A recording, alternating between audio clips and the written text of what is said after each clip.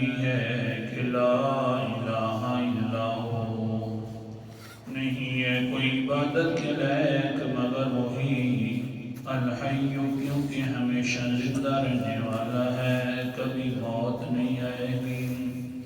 القیوم، کیونکہ دوسروں کو تھامنے والا ہے،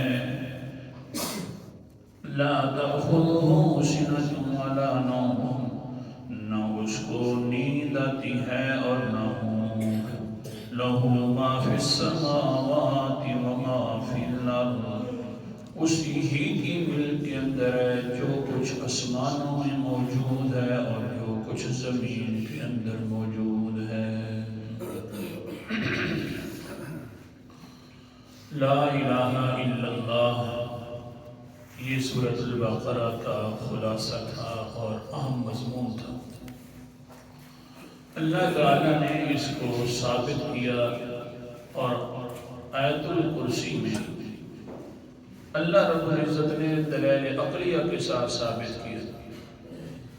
پہلی دلیل دی کہ اے انسان عقل کے ساتھ سوچ،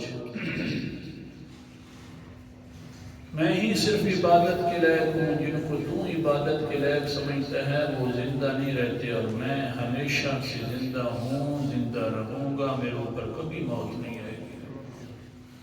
جو ہمیشہ زندہ رہنے والی ذات ہو، بھلا عقل سے تو سوچ لے عبادت کے لائق وہ ہوتا ہے یا مر جائے اور پھر اس کے اوپر پڑیاں رکھ دی جائیں، قبر میں لٹا دیا جائے، دفن کر دیا جائے، یا وہ عبادت کے لائق ہے؟ دوسرے نمبر پر اللہ نے دلیل دی، اتنا تو اچھا سوچ لینا عقل کے ساتھ، القیوم، کہ میں سارے جہان دنیا کو سب کو کنٹرول کرنے والا میں ہوں، اور مجھے تو کوئی کنٹرول کرنے والا نہیں ہے۔ جو کنٹرول ہو جائے بھلا وہ عبادت کے لائق ہوتا ہے، جو کنٹرولوں سے پاک ہو، اونچے درجے کا ہو، وہ عبادت کے لائق ہوتا ہے۔ تیسرے نمبر پر اللہ نے دلیل دی ہے انسان عقل کے ساتھ سوچ لے کہ میں نیند سے پاک ہوں، نیند تو اپنی جگہ رہ گئی، میں تو اونگوں سے بھی پاک ہوں۔ جس پر نیند آ جاتی ہے وہ اس کو ماحول کا بھی پتہ نہیں ہوتا، جس کو ماحول کا پتہ نہ ہو بھلا وہ عبادت کے لائق ہے، یا نیندوں سے پاک ہو کر جس کو ماحول کا پتہ ہو وہ عبادت کے لائق ہے؟ اتنا تو عقل کر لے۔ آج چوتھی دلیل اللہ تعالیٰ آج کے سبق کے اندر بیان فرمائیں گے کہ سوچ لہو ما فی السماوات و ما فی الارض، اسی کے قبضہ قدرت کے اندر ہے، اسی کی ملک ہے جو کچھ آسمانوں میں ہے اور جو کچھ زمین میں ہے۔ بھلا اتنا تو بدلا، جس کی ملک ہو، دینے پر قادر ہو، اسی سے مانگنا چاہیے یا غیروں سے مانگنا چاہیے جس کی ملک بھی نہ ہو؟ تو جب ساری چیزوں کا مالک میں ہوں تو قادر بھی میں ہوں دینے پر، لہذا مجھ سے مانگا کر، میری عبادت کیا کر، مانگے گا کم دوں گا زیادہ۔ اللہ اکبر کبیرہ، یہ دلیل چوتھی دلیل آج پڑھ لی۔ لیکن عجیب لفظ عجیب، اللہ تعالیٰ نے لہو پہلے ذکر کر دیا، اس کا معنی حسر والا علماء جانتے ہیں، معنی بن جائے گا لہو ما فی السماوات وما فی الارض، اسی کی ملک ہے، صرف اسی ہی کی ملک ہے، اس کی ملکیت میں کوئی شریک نہیں۔ ما فی السماوات، جو کچھ آسمانوں کے اندر موجود ہے، وما فی الارض، جو کچھ زمین کے اندر موجود ہے۔ آسمان بھی اسی کی ملک ہے، اس کے اندر رہنے والے فرشتے بھی اس کی ملک ہیں۔ اللہ اکبر کبیرہ، ہاں، ساری چیزیں جتنی آسمانوں میں رہتی ہیں، آسمان بنائے تو خدا اللہ تعالیٰ نے بنائے اور اپنی ملک کے اندر رکھ دیے۔ ساری چیزوں کا مالک آسمان میں کل انشاءاللہ زمین پر پڑے گی۔ اللہ اکبر کبیرہ، کیسی ملک ہے میری۔ اللہ فرماتے ہیں جب میں بنا رہا تھا تو ان کو ساتھ ساتھ دھمکیاں بھی دے رہا تھا، جس طرح کہ مالک ہوا کرتا ہے نوکر ہو تو ہاں جلدی کرو کام یہ کر لو تاکہ پتہ چل جائے۔ اللہ اکبر کبیرہ۔ اللہ فرماتے ہیں جس وقت میں بنا رہا تھا انداز کیا تھا میرا، سورت کا نام سورت حامیم سجدہ ہے، 24واں پارہ ہے۔ اللہ تعالیٰ فرماتے ہیں سبحان اللہ، قرآن مقدس کا انداز، ثم استوى إلى السماء وهي دخان فقال لها وللأرض ائتيا طوعا أو كرها۔ آسمان ایک دھواں کی شکل کے اندر موجود تھا، زمین تو میں نے پہلے بنا دی تھی 4 دنوں کے اندر، آسمان دھواں ہی دھواں تھا۔ میں نے ان دونوں کو کہا فقال لها وللأرض ائتيا طوعا أو كرها، جلدی کرو میرا حکم ماننا ضروری ہے، تم ہمارے اوپر یوں ہو جاؤ اور وہ ہو جاؤ۔ جلدی جس وقت میں اوپر سے آرڈر دینے لگا تو آگے سے یہ بھی کہہ دیا جلدی مانتے ہو زوری زور مانو گے یا اپنی رضا کے ساتھ مانو گے؟ اللہ زوری زور ماننا ہے تم نے میرے حکموں کو یا اپنی راضی ہونے کے ساتھ ماننا ہے؟ فوراً کہنے لگے قال اتینا طائعین، اللہ جی جو حکم ارشاد فرمائے ہم خوشی سے ماننے کے لیے تیار ہیں، کیونکہ ملک جو ہم تیری ہیں، جو بھی حکم دے ہم ماننے کے لیے تیار ہیں۔ جب مانا آسمان قائم کر دیا انسان، تھوڑا سا سوچ تو صحیح نا، آسمانوں کو قائم کرنے والا بلند کرنے والا میں کیوں نہ؟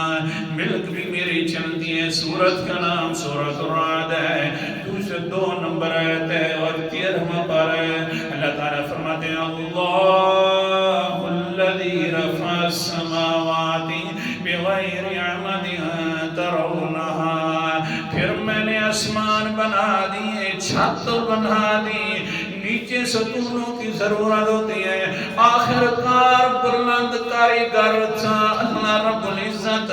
پھر میں نے جس وقت بنائی آسمان و زمین کو، آسمانوں کو بلند کر دیا تو مجھے بغیر عمد ستونوں کی ضرورت بھی نہیں ہے، میں نے بغیر ستونوں کے کھڑا کر دیا۔ دیکھ تو صحیح کہیں نظرتا ہے تجھے ستون یا کوئی نہیں نظرتا؟ ستون بھی نہیں نظر آ رہا، پھر کیا ہوا؟ اللہ اکبر کبیرہ۔ اللہ جی آخر کار گرتے کیوں ہیں؟ اللہ فرماتے گرتے کیوں نہیں ہیں؟ فرماتے میں جو آخر روکنے والا ہوں کیسے گرے نیچے؟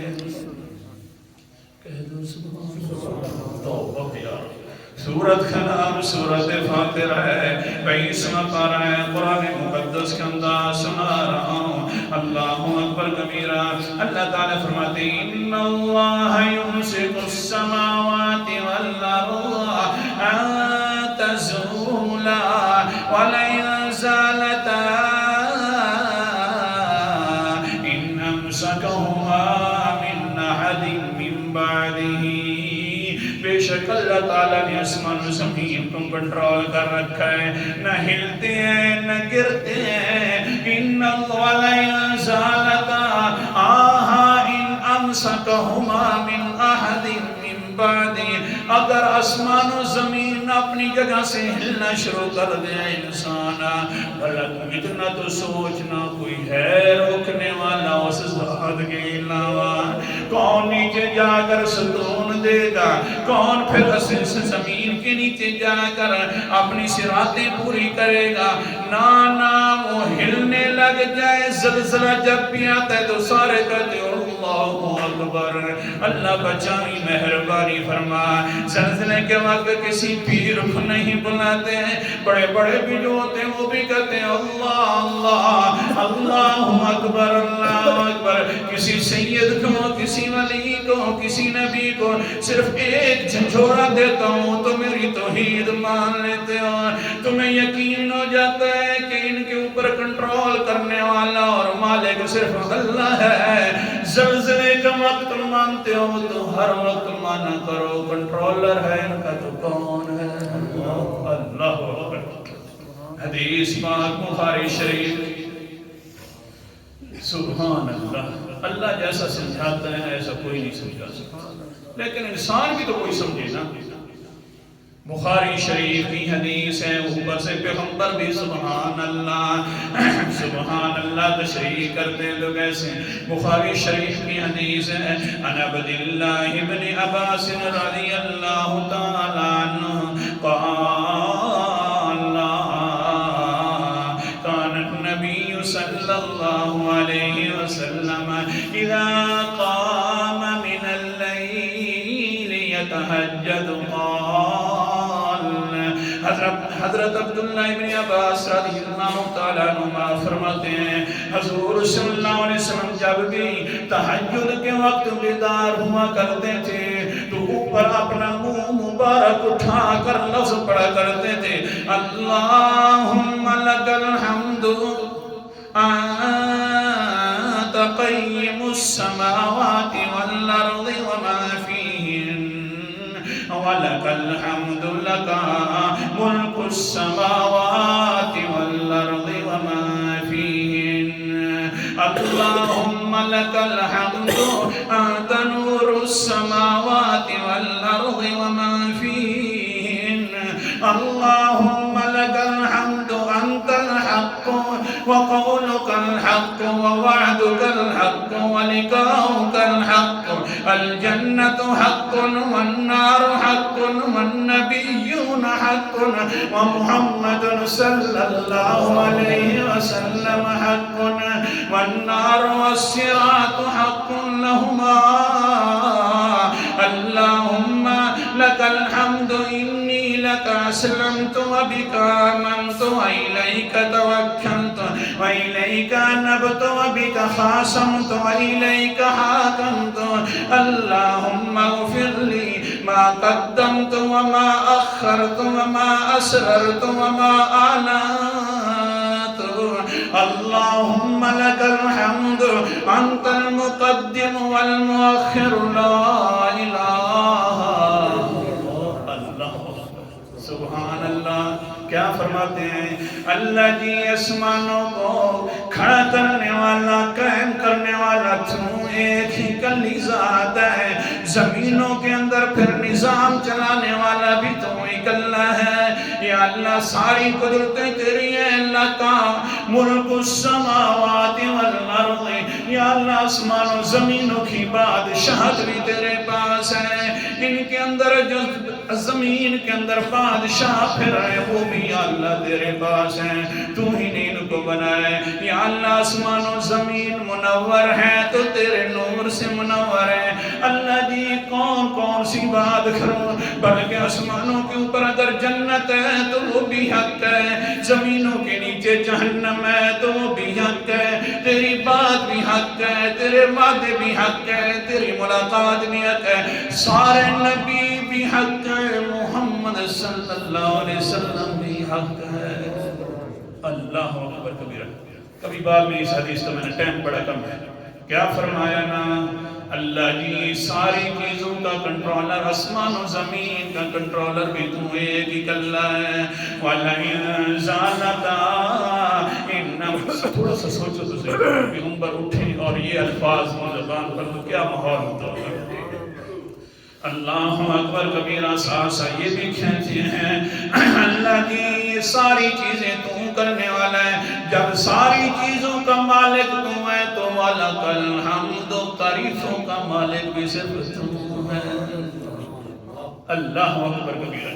ساری چیزوں کا مالک تو ہے تو پھر تعریفوں کا مالک بھی تو ہے. اللہ تعالیٰ کیا فرماتے ہیں ہاں میں نے ان کو کنٹرول کر کے رکھ دی ہے.